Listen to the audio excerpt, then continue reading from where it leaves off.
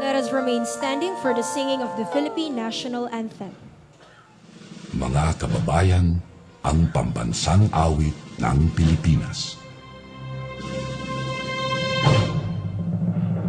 Kayang magiliw, ewas ang silanganan, alam ng puso, sa dikit mo'y buhay. Lupang binirang, tuyang ka ng magiting, sa mandulupin, di ka pasisigil, sa nagagang tutok sa simoy at sa langit ng bagaw, ay hinagang tula, tawid sa pagkayang minamahal, ang isang lang patawad mo'y tagumpay na nag-iingit, ang bituin at araw niya kailan pa may di magdidinig. Lumanang araw ng warhabit pagsinta, buhay langit sa piling mo. Ang hinigaya ng partay mga hangin, ang mamatay ng dahil sa'yo.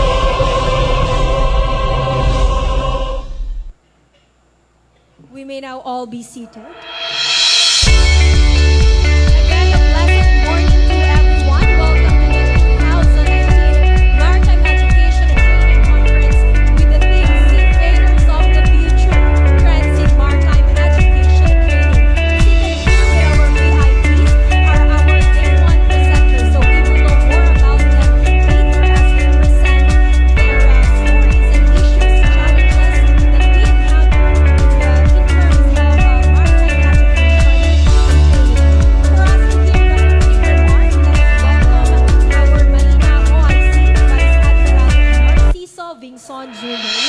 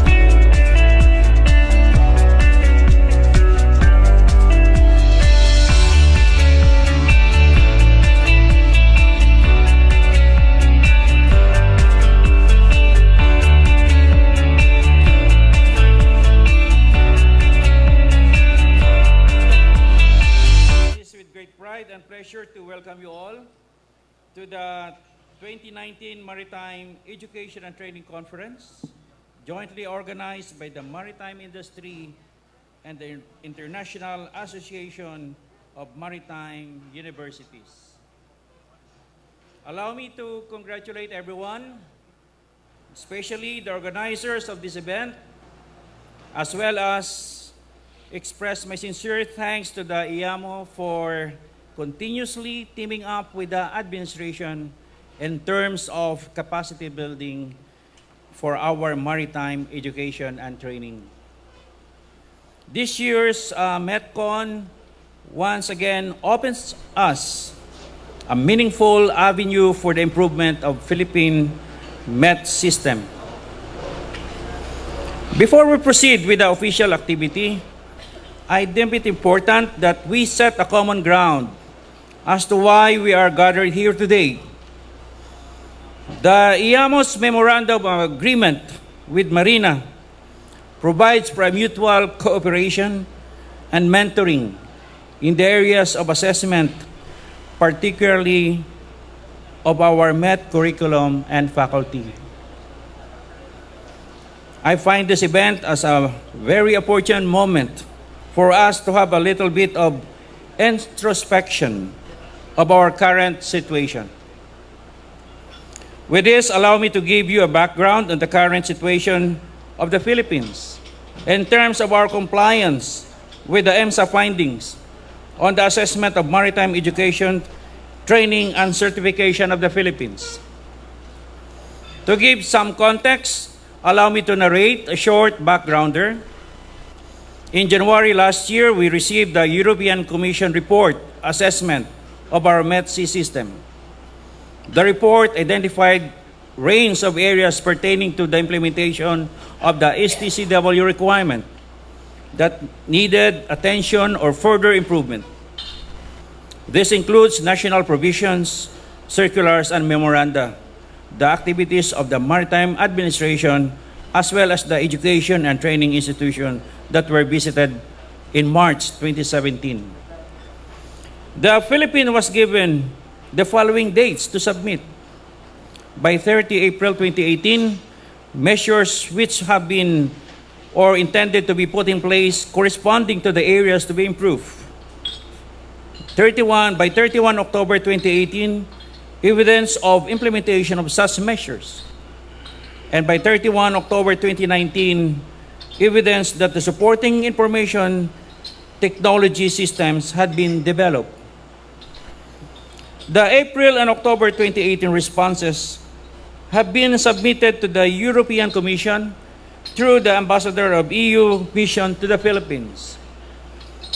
Meanwhile, on 23 October 2018, the implementing rules and regulation of the Executive Order number 63 was signed. It was a first in history when 4 agencies of our government have jointly endorsed an implementing guideline. That was just the beginning of our collective effort addressing the findings through whole of government approach. Now our course of action is focused on fixing our processes through standardization of education and training. In the Marina, we are completing the implementation of IT support system, one of which is the MISMO. On 30 October 2018, Marina submitted the report to the Director for Waterborne Transport, DigiMove, European Community, through the Ambassador EU Mission to the Philippines on the corrective actions and measures taken to fully address the identified shortcomings. The Marina's implementation of the whole of government approach provides the foundation for its effective implementation, which is harmonized legislation. As such, on 21 September 2018, the President signed the Executive Order number 63, which mandated for the harmonization of STCW implementation between Marina, CHED, DOH, and Philippine Coast Guard. Reconstitution of the Technical Panel for Maritime Education, or the TPME, and strengthening the Marina's authority on shipboard training and professional and technical courses in BSMT, BSME programs. Marina also pushed for responsive national provision and comprehensive internal processes through the issuance of 7 revised circulars addressing the audit findings, completion of 15 training course packages, enhancement of quality procedures, and relevant policies and standards. As I have mentioned earlier, our new system called MISMO is a digital platform that will integrate Marina services and processes online, especially on the processes involving the issuance of Seafarers identification and record book, surveillance, accreditation and monitoring, and appointment and payment for assessment. On 15 January this year, we received communication from the EC Director for Waterborne Transport regarding their visit to the Philippines, together with the representatives of several EU member states by spring of 2019. Their visit will be aimed to get a comprehensive update on the progress made in implementing EO 63 and on the implementation of measures taken. As this confirmed EC and DG Move's visit to the Philippines with a representative of several EU member states by the second week of April 2019. They expect us to have come up with further amendments to the existing policies, standards, guidelines concerning the BSMT and BSMARI program. In view of this, shown is the framework in developing the Seafarers competency. With this STCW convention as the doctrinal input, complemented by localized policies and national provisions, which are supported by resources, Seafarers shall undergo our competency-based training program for us to produce a world-class and competent seafarers. Additionally, MARINA has already developed one of the necessary IT support system for its comprehensive internal processes, being referred to as Surveillance, Accreditation, and Monitoring Information System, or the SAM-IS. This IT system intends to support the processes relating to the evaluation, inspection, monitoring, and surveillance of the METIS to ensure the delivery of structured programs and courses as required under the STCW Convention. It also provides effective control of documents for efficient document management system. In compliance with the full implementation of EO number 63, the MARINA and CED are currently focused on the review of existing PSG for BSMARI and BSMT programs to ensure compliance with STCW requirements, evaluation and inspection of MHCI and their BSMT and BSMARI programs, structured onboard training, continued monitoring and conduct of surveillance of BSMT, BSMARI programs, and continuing operation of the TPME. By doing such measures, we hope to come up with the standards for maritime education programs, which we are doing in collaboration with CHED and the Philippine Merchant Marine Academy, and the STCW mandatory courses for the issuance of COPs and COCs. At this juncture, allow me to show you the Maritime Administration, to show you what the Maritime Administration is more concerned about. I now request this assembly to listen to what the numbers say about the performance of our maritime education and training. Currently, there are 75 recognized MSCI offering maritime education programs, of which 66 are offering Bachelor of Science in Maritime Transportation, while 59 are offering the BS Marine Engineering program. These MSCI are subjected to joint CHED Marina monitoring, and I wish to call your attention to the results. But before I continue, may I emphasize that what I will be showing you is the result of joint CHED Marina monitoring. Shown on the screen now is the summary of the result of the 2018 Joint Monitoring of Maritime Higher Education Institution. The top 4 findings were on the key areas of facilities and training equipment, a total of 116 findings, followed by the key areas of examination and assessment system, a total of 93 findings. On quality standard system, 90 findings, and on shipboard training, 80 findings. Regarding our maritime training institution, majority of the findings were on examination and assessment, a total of 44 findings, and quality standard systems, 43 findings. The other findings are shown on the screen. Ladies and gentlemen, this summary tells so much about the performance of our MHCIs. Out of 66 recognized BS Marine Transportation Program, there are 36 programs with more than 4 findings. For the other department, out of 59 recognized BS Marine Engineering programs, 25 programs were found to have more than 4 findings. Seeing from the macro perspective, the aggregate data would show how big the challenge we are facing is.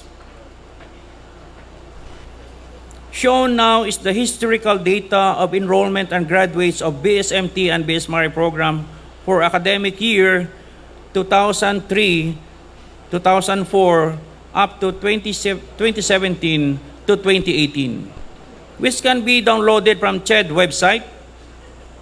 While this tabular presentation may not be a cause for alarm, it may bring a different impression if I show the exact data through a graph. Shown in gray curve is the enrollment data. From academic year 2003 to 2004 up to 2008 and 2009, there was relatively stable enrollment, averaging around 73,000. Then the academic year 2008 to 2009, the enrollment increased significantly, reaching more than 161,000 in 2014 to 2015, or about 9.9 annual growth rate in the period of 7 years. Against this background, we will now plot the data of graduates. Now you see the story. May I direct your attention to the peak of the enrollment curve, the one in gray color. From the academic year 2014-2015, we can see a steady decline of enrollment or intake. That year was the implementation of Republic Act 10635 and its IRR, then followed by the imposition of the onboard KPI, which can be correlated to the sharp decline of the enrollment data. This now is the very bothersome figure that indicates how the effort that we have been doing for 14 years in order to attain our objective has never been enough. From more than 1.5 million enrollees, only around 250,000 have successfully made it. That is only 16% of the millions of them. What does it tell us? Let me show you another set of data. Shown is the record of 3-year classroom instruction from the academic year 2009 to 2010 up to 2015 to 2016. This shows the reported number of students in each program who have completed 3-year classroom instruction prior to the onboard training. I enjoin everyone this data is erroneously termed as completed academic requirements, and I enjoin everyone to refrain using CAR if you had been referring to students who have completed just the classroom studies in preparation for their onboard training. For a better picture, the gray curve is the reported number of students who have completed 3-year classroom instruction in preparation for onboard training. From 2009 to 2010, the data shows around 14 students, which increased up to more than 34,000 in 2014-2015, or around 19% annual growth rate. Plotting the corresponding dates of graduates, we can see a growing gap between those reported to have completed 3-year classroom instruction versus those who were able to acquire their BSMT and BS Marine degree. Again, we factor in the implementation of RA 10635 and its IRR together with the imposition of the onboard KPI. We can see the combined effect of a dramatic decline. To make the story clearer, We determined that discrepancy between the reported number of students who have completed 3-year classroom instruction in preparation for onboard training versus those who were able to acquire their BSMT and BSMARI program. In the span of 7 years, there were more than 33,000 students who, according to the reports, were not able to complete their BSMT and BSMARI degree. That is an average around 4,800 students per academic year. Interesting enough, this 4-year figure is not very far from the 14-year data that we presented. Hence, the consistency of our ways, the consistency of our goals. This is now an outcry from the millions of aspiring seafarers. Now all of us are here, are held accountable for this. This huge challenge is still lurking in front of our very eyes. So I hereby challenge all of you to take action and do something to change this scenario. As the pioneers of the country's maritime industry, we shall not let the Philippines fall. We shall not let the Filipino seafarers fail. Ladies and gentlemen, keep your passion burning and work hard for this industry. Let us not waver in our efforts to improve our system and develop innovative methods for the METS industry to thrive today and tomorrow.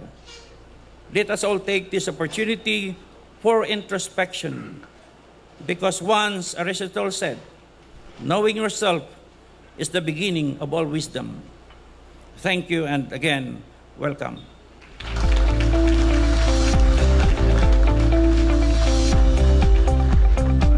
Thank you so much for your opening remarks and update on the Philippine Maritime Education and Training System, Marina OIC Vice Admiral Narciso Vingson Jr.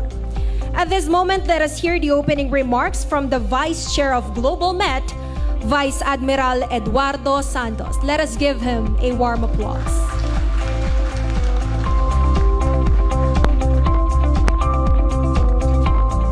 Thank you. May I greet our OIC Administrator Marina, Admiral Vingson, Admiral Turalba. Let me also greet the partners for today's, for this and tomorrow's activity, which is the IAMU, led by the International Association of Maritime Universities, led by the Executive Director, Dr. Takeshi Nakasawa. And you can see there behind, they will be introduced one by one later on. I'd like to thank and acknowledge also the presence of all the stakeholders who are here. And I'm very happy to see such a huge participation. Let's hope that we keep this going till tomorrow. Tomorrow will be more important. What will happen today, I guess, will be some of the general things that will be taken up. But tomorrow, it's where we will all work. And I hope that there will be some concrete results as we continue working tomorrow. In behalf of the Nautical Institute, of which I'm the branch chair, and in behalf of IMAREST, we have been conducting continuing professional development programs, the most recent of which was studying autonomous shipping, or MAS, Maritime Autonomous Surface Ships, and trying to see what will happen in the future. Nobody has a crystal ball, and crystal balls don't normally work. So, oh, there's my slide. It's ahead. But anyway, what I'm trying to show you is actually the work of, that's okay. You can put it up so that they can see it already. What is this? What is this? We all work on, everybody's now working on an outcome-based education system. And an outcome, in an OBE, you always look for your expectations. What is the expectation of the programs that you conduct? So all of us here from MHEI, we're saying, yes, we're going to produce the best successful captains, successful chief engineers, all of them working at sea, all of them having cars and all that stuff. Those are motherhood statements. I mean, how do you say what is a successful master? Who is a successful chief engineer? How do you measure that? Is that measured by the number of cars that he has, or the length of his contract? Okay. So in IAMU, in the International Association of Maritime Universities, of which our executive director is here, there's been a long discussion. We have to give a figure or a model of what a successful maritime professional should be. And as a result of surveys, a result of intensive discussions, and intensive and heated discussions, during the annual general meeting last year in Barcelona, it was finally approved. This is a global maritime professional. What are his attributes? You can see them there. I'm sure that you can read it. He must be technically savvy. It cannot be, he cannot just go and read. And technical savvy is not just simply learning how to operate your smartphone. So he must have academic skills. That includes logical and critical thinking. It's all there. Professional and, importantly, ethical behavior. I have these blue highlights because I'm going to use that for my talk later on shipboard training. I guess what you can see is they also need human relationship skills, EQ, multi-sectoral sensitivity because of the nature of the composition of crew members aboard ship, environmental consciousness, contemporary issues, and agility. I'd like to emphasize the word agility. There's only one change of letter from agility to ability. Okay, ability is you're able to do and react and complete what you're supposed to do. But if you're agile, you actually move and be there and do it. Okay, so that's why I put that there. Actually, the word is ability, but I put agility just to highlight the need for us, the need for each and every one of us to ensure that our graduates are actually able to understand, move, and react fast to any changes because of the contemporary issues coming up. And finally, leadership skills and working in a team. So essentially, this is the definition. These are the attributes that are needed by a global maritime professional.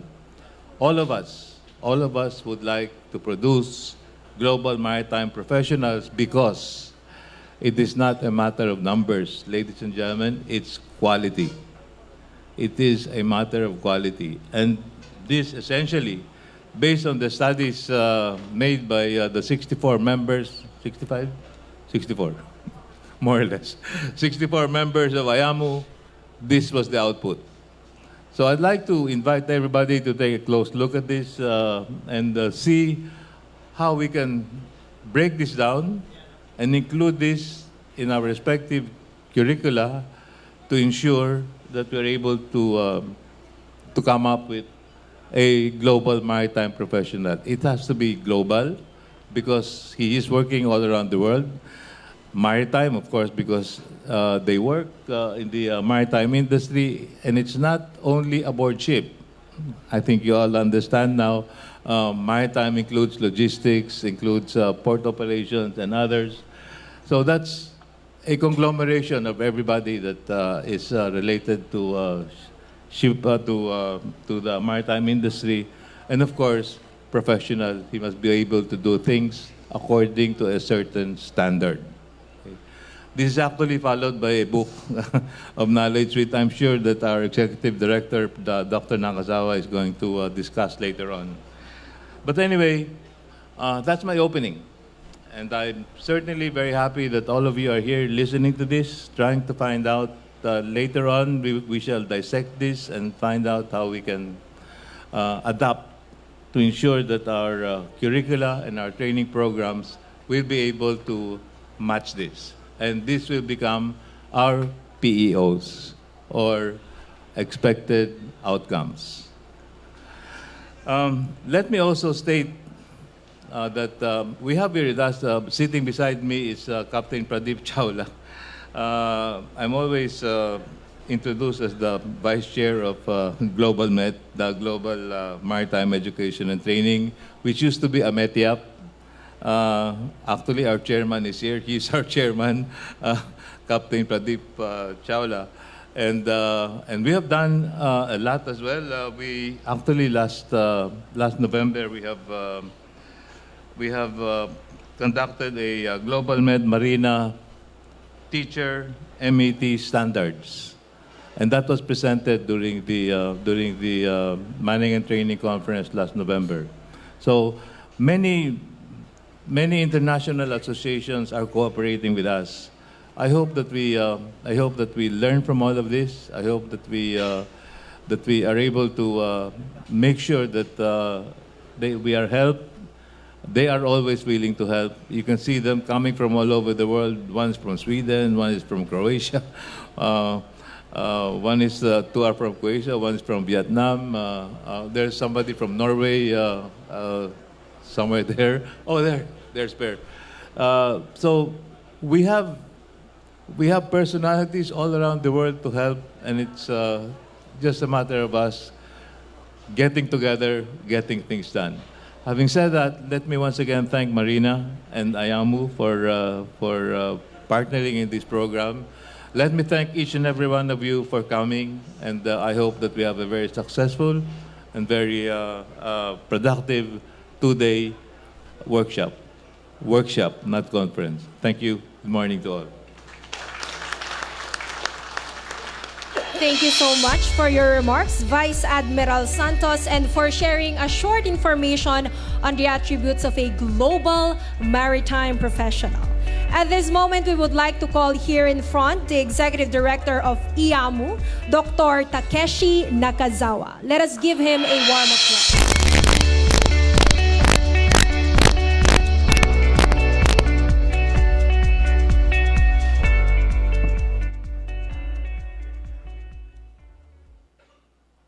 Vice Admiral Wingsom, OIC administrators, Rear Admiral Toralba, OIC, the Executive Director of the SCCW office, Attorney Baneg, the Deputy Executive Director of the SCCW office, and distinguished guest, and colleague, my friend, and ladies and gentlemen. I feel a great privilege and honor to be here with you in this great occasion of the opening session of the MET Conference 2019. The conference is jointly organized by Maritime Industry Authority and the International Association of Maritime Universities. I'd like to take this opportunity to express my sincere thanks to those who organized this event. Thank you very much. As you know, that this conference is one of the activities based on the Memorandum of Understanding concluded between MARINA and the IAMU in February 2015, which covers academic activities. One, to provide MET institution in the Philippines with academic advice and suggestion to improve MET curricula for officers on board, as well as the postgraduate curricula for shore-based maritime personnel. Number two is to organize academic workshop together with academic staff at the IAMU member universities and the MIT institution in the Philippines for improving a teaching methodology and the content of the subject included in the curriculum mentioned above. Number 3 is to have an opportunity to share and confirm outcomes of the activity within the parties concerned. That means the IAMU MARINA and also the Maritime institution in the Philippines. Immediately after the signing ceremony of MOU held at the IMO headquarters in February 2015, IAMU decided to apply the peer-assisted evaluation scheme to academic advice and the suggestion to improve MET curricula.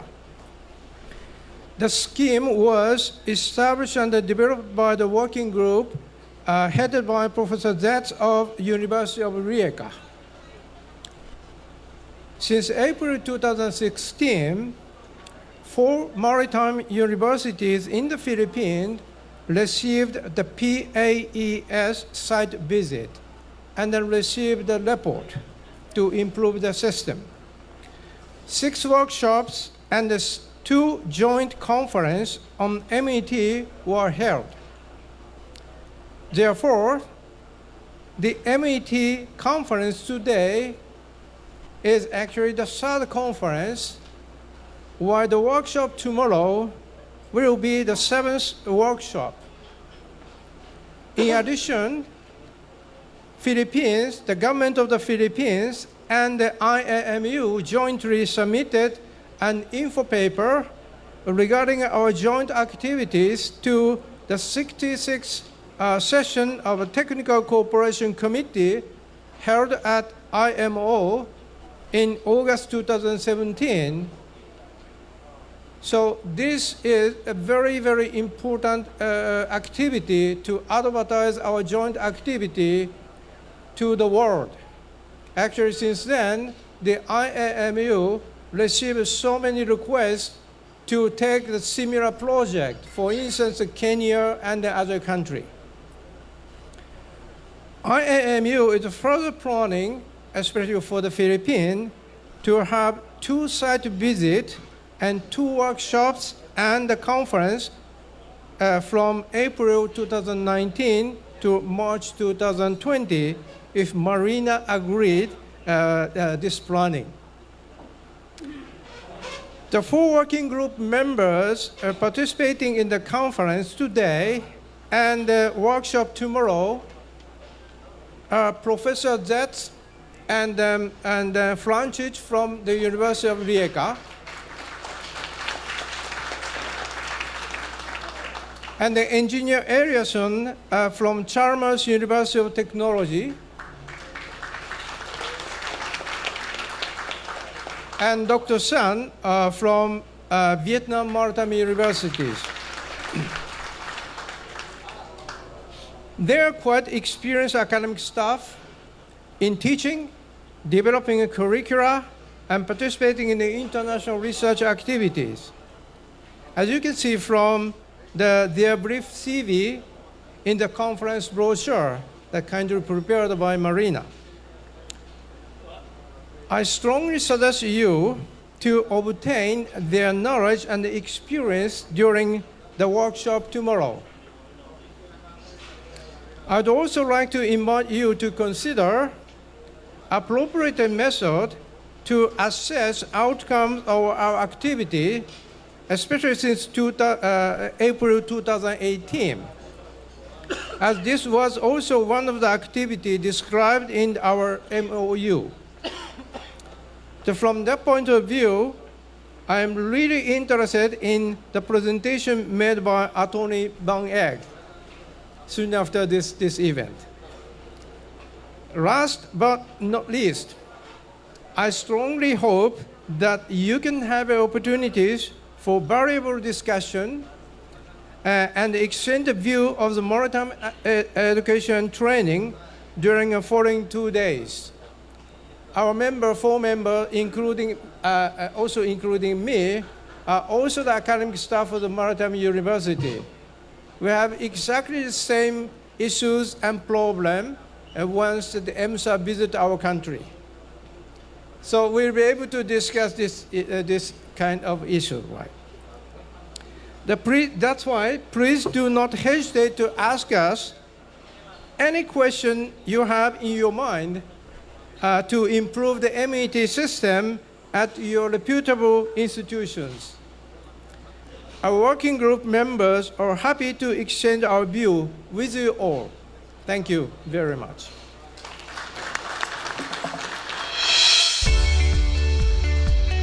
Thank you so much for your message, Dr. Nakazawa.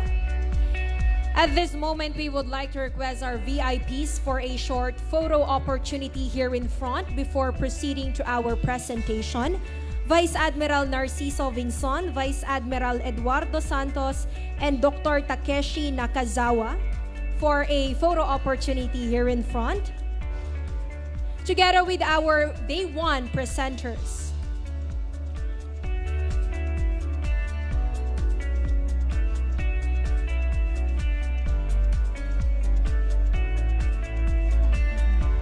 Again, our VIPs here in front, together with our Day 1 presenters, please proceed here in front for a photo opportunity. Thank you so much.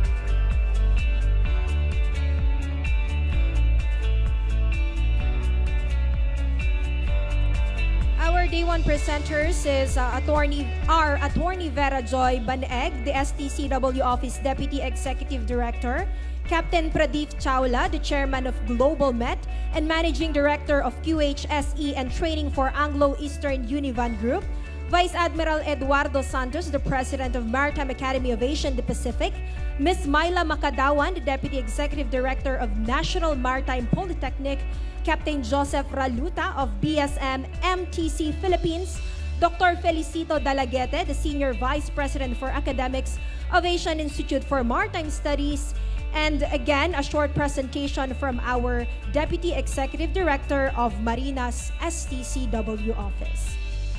Thank you so much to our VIPs. At this moment, our audience will join with our photo opportunity. So to our photographers, please proceed here on stage. We would like to request our audience to join here with us in front. So let's compress. So all of us will be part of this photo opportunity. The representatives of our MHEIs, training centers,